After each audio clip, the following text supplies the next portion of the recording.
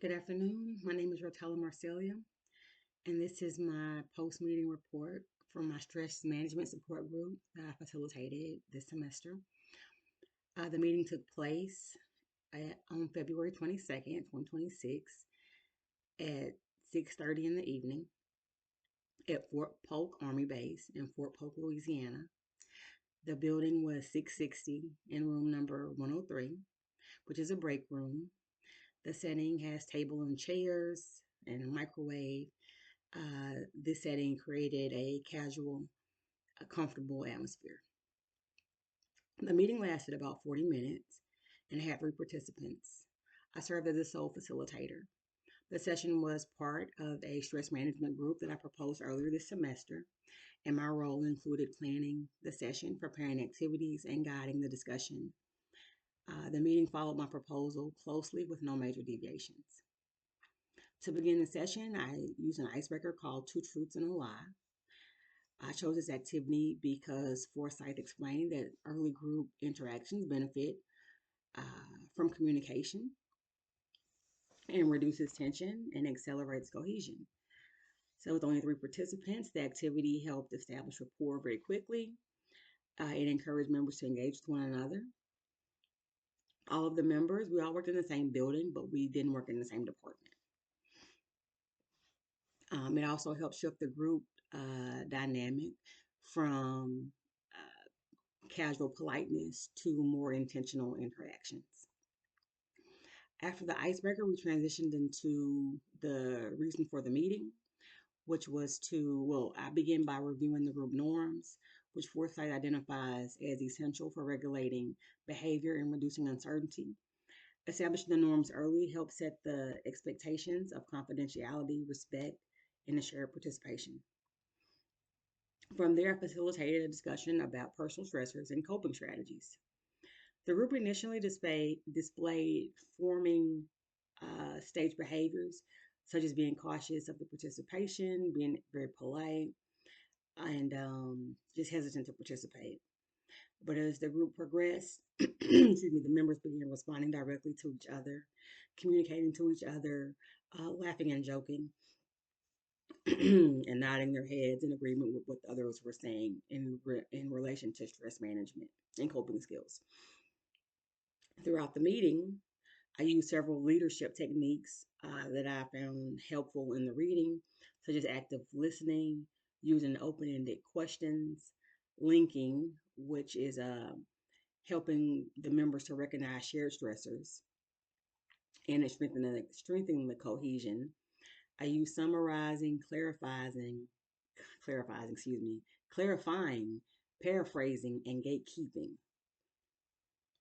Gatekeeping is what Forsyth described as a process of intervention that helps balance participation when you have one member that tends to be very dominant. So I have a member who was very talkative. Uh, he spoke very quickly and abruptly. So I made a clear point to encourage the quieter members to participate more, and that helped shift the communication pattern from being a centralized network to being more focused on being decentralized and like working with the member to member flow. Excuse me. One of the most significant challenges that I had involved communication clarity.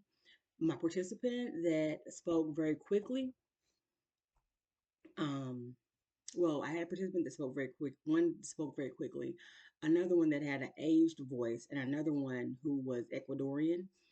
She had a noticeable accent. The aged voice had a lower volume. So these factors created communication barriers, because I really couldn't hear what they were saying at first. And I struggled to understand what was being said. And I could tell after a few moments that the other group members couldn't understand which the other one was saying either. So to address this, I started to paraphrase and rephrase what I heard, and I would ask for repetition if needed, and I would also check for understanding. I also slowed down the pace of the discussion to make sure everyone could hear what was being said, and I wanted everyone to feel included. In hindsight, I could have established a norm earlier about speaking more clearly or taking your time when you speak, but I didn't want to feel bossy. And I could have repositioned myself closer to the more softer spoken members. Another challenge was managing the dominant behavior in the group. Although I used gatekeeping, I realized afterwards that I could have intervened earlier and more confidently. There were moments when one participant began to speak more frequently than the others, and I hesitated before redirecting the conversation. Forsyth notes that unclear communication and uneven participation can weaken group cohesion, so this is an area that I want to get better in. Despite these challenges, I identified several strengths in my facilitation.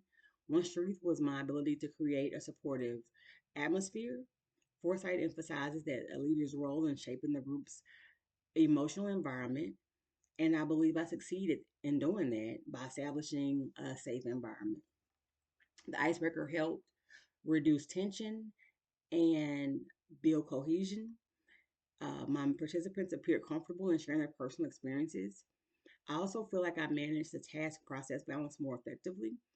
I use summarizing and transitioning to keep the group focused on stress management goals while still allowing space for emotional expression. My use of process interventions such as linking and gatekeeping helped maintain equitable participation and support the group's developing cohesion. The meeting concluded with the cohesion around, with the closing round where each participant shared one stress management strategy they planned on using during the week. I thanked them for their time, and we reflected on one thing that they could do during the week to help manage their stress. Overall, this experience helped me realize the importance of flexibility and having awareness of the group process. Moving forward, I plan to strengthen my skills in managing communication barriers, uh, drawing out the quieter members, and perhaps changing where I sit or maybe testing it before I start the meeting to make sure I can hear everyone correctly. This meeting affirmed my interest in group work and helped me understand better how to use the theories and how they translate into real time. Thank you.